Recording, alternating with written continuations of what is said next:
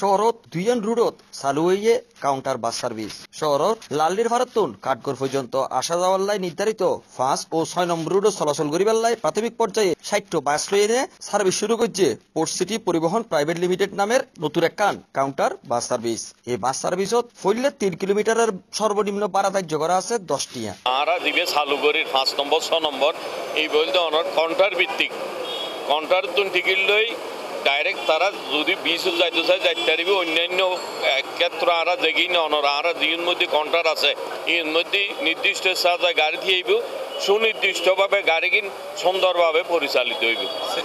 আরা আপাতত বাস স্টার্টিং 60 কেন 60 বাড়াইবে আরাতে 60 আছে।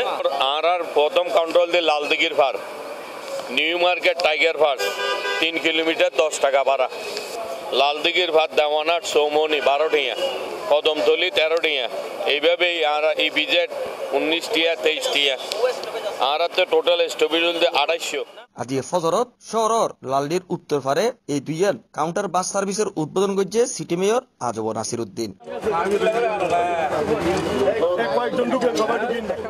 মাহবুবুল হক মিয়ার সভাপতিত্বে এই বাস সার্ভিসের উদ্বোধনী অনুষ্ঠান সিটি মেয়র হইয়ে শহরের গণপরিবহনের শৃঙ্খলা ফেরে বেলায় আইদ্য সপ্তাহে সিটি কর্পোরেশনের উদ্যোগে ট্রাফিক বিভাগ বিআরটিএ আর পরিবহন মালিক শ্রমিক সকলের লই একখান সমন্বয় সভা আয়োজনের ও উদ্যোগ লইব।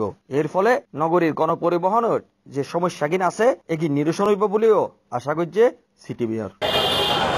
অনেক সময় দেখা যায় এখানে মালিকরা অনেকটা অসহায় হয়েছে।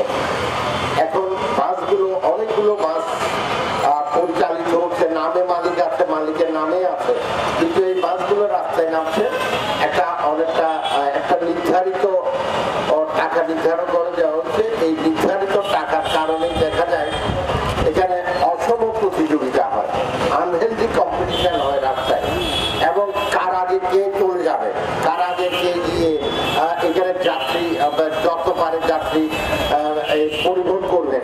এই প্রতিযোগিতার কারণে দেখা যায় রাস্তায় বিশৃঙ্খলা তৈরি হয়, বিশেষ করে শহরে, এবং অনেক সময় বেপরোয়া গাড়ি চালানোর কারণে অহেতুক দুর্ঘটনার সম্মুখীন হতে হয়। অনুষ্ঠানত বিভিন্ন ওয়ার্ড কাউন্সিলর, পরিবহন নেতৃবৃন্দ ও পোর্ট সিটি সার্ভিসের পরিচালকল উপস্থিত আছিল।